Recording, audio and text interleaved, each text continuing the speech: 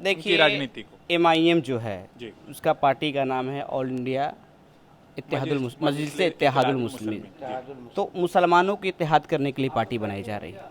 तो मेरा कहने का मतलब है, जब पोलराइजेशन की कोई बात करेगा, कोई धर्म को यूनाइट करने की बात करेगा, एक पर्टिकुलर धर्म के मुसलमानों को हम यूनाइट कर लें, तो RSS भी तो वही कहता है कि हमको हिंदू समाज को यूनाइट करना है। हमारा समाज अंतिम पायदान पे खड़ा है। 243 विधानसभा की सीट में एक विधायक नहीं है, 75 MLC बिहार में, एक MLC हमारा नहीं है, 40 लोकसभा के मेंबर चुने गए, हमारे समाज से एक भी नहीं है, और 16 राज्यसभा का जो मेंबर उसमें भी हमारे समाज से नहीं। ये पहली बार 2020 में ऐसा है कि अंसारी समाज चारों सदन में शून्य पर आउट है। नमस्कार, मैं विष्णु नारायण द बिहार मेल के लिए। जैसे जैसे कोविड संक्रमण के बीच चुनावी सरगर्मियां तेज हो रही हैं, जातीय लड़ाइयाँ भी एक तरीके से और जातीय प्रतिनिधित्व का सवाल भी अपने तरीके से सिर उठाने लगा है। अंसारी महापंचायत भी होने लगी है। आमतौर पर मुस्लिमों के भीतर जो प्रतिनिधित्व का सवाल है, उसी प्रतिनिधित्व के सवाल को लेकर के, मगर ये हमेशा बात सुनी जाती है कि मुसलमानों के भीतर उस तरीके का जात पात नहीं होता।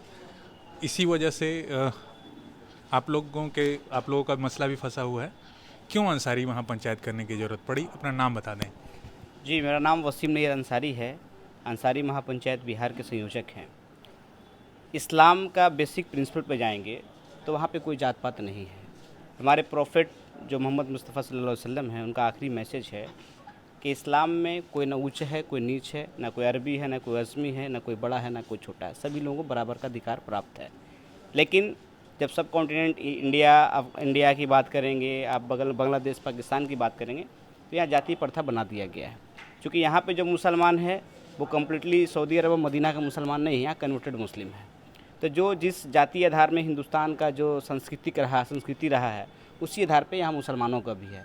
यहाँ जात पात तो है, और संविधान जो भारत का संविधान है वो डिफरेंट लोगों को अलग अलग जात में कैटेगराइज किया है कि अगर कोई ब्राह्मण है, क्षत्रिय है, तो वो जनरल कैटेगरी में आएगा। उसी तरह से मुसलमानों में कोई अगर सैयद है, पठान है, शेख है, मलिक है, तो that will be counted in general category. उसी तरह से दूसरा OBC का है।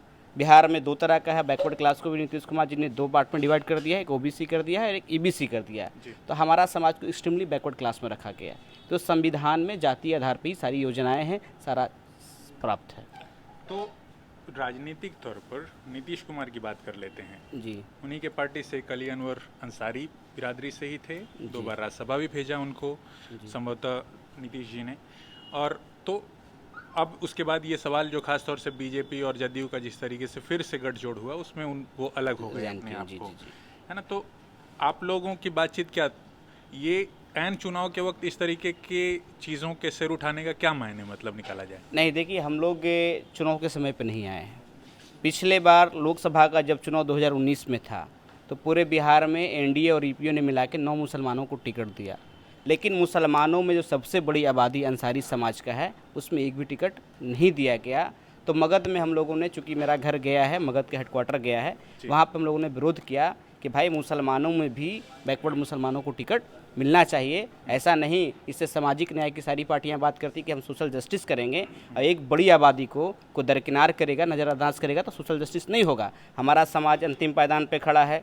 243 विधानसभा की सीट में एक विधायक नहीं है, 75 MLC बिहार में, एक MLC हमारा नहीं है, 40 लोकसभा के मेंबर चुने गए, हमारे समाज से एक भी नहीं है, और 16 राज्यसभा का जो मेंबर उसमें भी हमारे समाज से नहीं। ये पहली बार 2020 में ऐसा है कि अंसारी समाज चारों सदन में शून्य पर आउट है। तो कोई चुनाव के समय हम लोग नहीं आए हैं। लगातार 1.5 साल से अंसारी महापंचायत बिहार पूरे बिहार के दौरा कर करके अंसारी बहुल क्षेत्र में अपने लोगों को जागरूक करने का काम कर रहा है। पिछले ही साल 8 दिसंबर को पटना के कृष्ण मेमोरियल हॉल में अंसारी महासम्मेलन का हम लोगों ने आयोजन किया था, जिसमें कह सकते हैं कि बिहार में उतनी बड़ी आज़ादी के बाद अंसारियों का भीड़ नहीं लगा। लेकिन उसके बाद थोड़ा सा समस्या आ गया कि CNRC का मामला आ गया, फिर कोविड-19 आ गया, तो थोड़ा धीमा गति जरूर पड़ा है। लेकिन हमारा समाज आज के दौर में जागरूक है। तो ये जो स्ट्रगल है, ये विद इन समाज है कि आपकी हिस्सेदारी पॉलिटिकल पार्टीज के थ्रू चाहिए? नहीं, हम लोग समाज भी है? नहीं, विद इन समाज नहीं। हमारी हिस्सेदारी की जो लड़ाई है वो सीधा पॉलिटिकल पार्टी से है, जो पक्ष में है, जो विपक्ष में है, जो टिकट बांटने का काम करते हैं। माननीय नीतीश कुमार जी से हमारा सवाल है, माननीय लालू प्रसाद यादव जी से हमारा सवाल है, माननीय रामविलास पासवान जी से हमारा सवाल है। हमारा सवाल भाजपा के लोगों से भी है कि भाई जब आप सामाजिक न्याय की बात करते हैं, तो एक बड़ी आबादी को जब दरकिनार करेंगे तो इस समाज का कौन देखभाल करेगा? सब कुछ विद इन नहीं होता, बातचीत तो चारों तरफ चल ही रही होगी। आप जी। लोग अंसारी महापंचायत चला रहे हैं, अलग अलग पार्टियों के फोरम पर भी पहुंचते होंगे, वहां भी टिकट की दावेदारी पर बातचीत होती होगी। किधर किधर बातचीत हो रही है? देखिए, हम लोगों ने शुरुआती दौर में पिछले बार जब लोकसभा के दौरान हमारा समाज ने जब विद्रोह किया, विरोध करना शुरू किया गठबंधन का, तो माननीय तेजस्वी यादव जी और जीतन मांझी जी दोनों हमारे घर पर हमसे मुलाकात करने के लिए आए कि वसीम साहब क्या मामला है। तो हमने उनके सामने रखा कि सर ऐसी ऐसी बातें हैं, आपने जो टिकट दिया हमारे समाज को नहीं दिया, तो हमारे समाज में इसको लेकर काफ़ी आक्रोश है। तो उन्होंने कहा नहीं, हम इस बार जो विधानसभा चुनाव है उसमें जो आपकी आबादी उचित भागीदारी देंगे तो आप हमारा समर्थन कर दीजिए। तो ऐसे जब हमारे घर तक चले आए, जब उन्होंने वादा किया, तो फिर लोकसभा में हम लोगों ने समर्थन देने का काम किया। लास्ट हमारी मुलाकात तेजस्वी यादव जी से पूरे 11 सदस्यीय कमेटी हम लोग 17 मार्च को, मतलब लॉकडाउन से जस्ट पहले हमारी मुलाकात हुई और हम लोगों ने उस दिन भी बात को रखा। तो उन्होंने कहा कि 25% जो सीट है बहुत ही पिछड़ा समाज को देंगे। तो हमने उस दिन भी कहा थी पिछड़ा तो ठीक है, 25% की आबादी तो 25% सीट देंगे, जिसमें 25% अति पिछड़ा समाज में 11% अंसारी समाज की आबादी है, तब हमारे समाज की बात बताइए क्या देंगे। तो उन्होंने कहा कि इस बार मायूस नहीं होंगे, आपके समाज के साथ हम उचित भागीदारी देने का काम करेंगे। अभी आप एक लिस्ट भी लेकर के घूम रहे हैं, संभवतः ये सारी सीटों का है जी। जिस पर आप लोग लड़ना चाहते हैं। अगर जी। गठबंधन नहीं होता है, हाँ, आप लोग किसी गठबंधन में शामिल नहीं होते हैं, आपकी हिस्सेदारी का सवाल जो होता है वो एड्रेस नहीं होता है, तब भी देखिए हम लोग पहली कोशिश हमारी है कि जो पॉलिटिकल पार्टी है वो हमारे समाज को हिस्सेदारी दे। अगर वैसे हालात में जब हमारे समाज को हिस्सेदारी नहीं मिलेगा, तो ऐसे हालात में हम लोग 25 विधानसभा की सीट पर पूरे बिहार में मजबूती से तैयारी कर रखे हैं। वैसे विधानसभा के सीटों पर पंचायत से लेकर वार्ड स्तर तक हमारा संगठन खड़ा है और वहाँ अभी के दिनों में हम लोग संकल्प सभा का कार्यक्रम करा रहे हैं। वैसे वैसे विधानसभा को चिन्हित कर करके हम लोगों का संकल्प दिला रहे हैं। हमारा समाज संकल्प ले रहा है कि इस बार अंसारी महापंचायत बिहार जो कहेगा, पूरे बिहार में अंसारी समाज वही वोट करेगा। 15 साल लगभग लालू प्रसाद रहे, 15 साल कमोबेश जो अब खत्म करने जा रहे हैं नीतीश कुमार भी रहे। जी, किसके कार्यकाल से खुशी थी? देखिए लालू जी ने भी बहुत काम किया है। लालू जी जिस समय आए थे, अंसारी समाज पे बात कर लेते हैं, समाज की भी बात कर रहे हैं। जी। लालू प्रसाद यादव जी भी आए तो शुरुआती दौर में हमारे समाज को भागीदारी मिली। हमारे समाज के लोग उस समय एमपी भी बने, विधायक भी बने, विधान परिषद भी बने। लालू यादव जी की कैबिनेट में अंसारी मंत्री भी रहे। ठीक नीतीश कुमार भी जब आए तो नीतीश कुमार ने उसी जो ओबीसी जो पूरा था उसको ईबीसी में कन्वर्ट किया और हमारे समाज पर स्पेशल फोकस कर करके वो सत्ता में आ गए, जिसमें हमारे समाज ने जब समर्थन उनको किया तो उनकी सरकार बनी। तो 2006 में अली अनवर अंसारी साहब को राज्यसभा भेजा, हमारे सलीम परवेज साहब को एमएलसी बनाया और एमएलसी बनाने के बाद उनको बिहार विधान परिषद के उपसभापति भी बनाया। डॉक्टर जावेद अकबाल अंसारी साहब को एमएलसी बनाया, उनको मंत्री भी बनाया। तो उन्होंने जगह देने का काम किया है, लेकिन आज के दौर में हम शून्य पर आउट हैं। क्या राजनीतिक प्रतिनिधित्व के सवाल पर ही संतुष्टि हो जाएगी या सामाजिक दायरे में भी कुछ बातचीत होगी?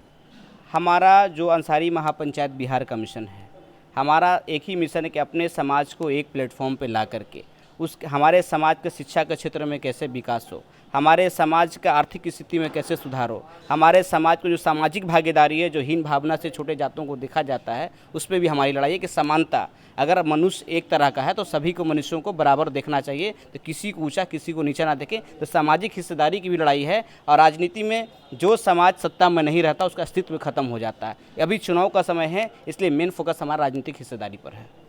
इस बीच एमआईएम जैसी भी पार्टियां आ गई हैं, अब दखल देने लगी हैं, जय मीम जय भीम के नारे को बुलंद करने लगी हैं। इस बीच जो है तो उनकी राजनीति को आप किस तरीके से देख रहे हैं? वो भी मुस्लिम प्रतिनिधित्व के सवाल को ही लेकर के इस राज्य के चुनावी बिसात में, और साथ ही साथ एक वो जय मीम का नारा देते हैं। जय भीम का नारा जो है एक और पार्टी जो आज़ाद समाज पार्टी है ना, जो चंद्रशेखर रावण, तो वो भी एंट्री कर रहे हैं। उनको कैसे देखते हैं? देखिए राजनीति को एमआईएम जो है जी, उसका पार्टी का नाम है ऑल इंडिया मजलिस इत्तेहादुल मुस्लिमीन। तो मुसलमानों को इत्तेहाद करने के लिए पार्टी बनाई जा रही है। तो मेरा कहने का मतलब है, जब पोलराइजेशन की कोई बात करेगा, कोई धर्म को यूनाइट करने की बात करेगा कि एक पर्टिकुलर धर्म के मुसलमानों को हम यूनाइट कर लें, तो आरएसएस भी तो वही कहता है कि हमको हिंदू समाज को जहाँ जब किसी भी जगह पे धर्म की राजनीति होगी तो वहाँ का अल्पसंख्यक समाज को उसका नुकसान उठाना पड़ेगा। एमआईएम के बारे में हमारी यही सोच है।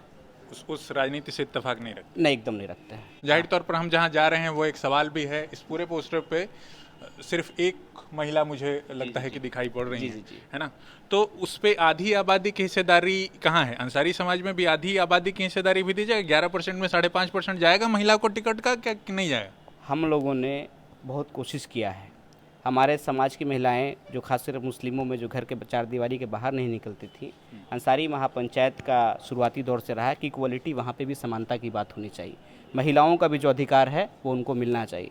लगातार कोशिश करते करते अभी हम लोगों के एक महिला आई हैं जो लगातार पूरे समाज को सभी जगह पर जोड़ने का काम कर रही हैं। पहला अंसारी महापंचायत बिहार ऐसा संगठन है जिसमें अभी तक 12 से 15 जिला में महिला जिलाध्यक्ष बन चुकी हैं और महिलाओं में काम भी हमारा हो रहा है। हम लोग चाहते हैं कि जो महिलाएं सिर्फ घर के चार दीवारी के अंदर ना रहें, वो भी हमारे साथ कदम से कदम मिलाकर चलने का काम करें ताकि हम लोग भी उनको उचित भागीदारी दे सकें।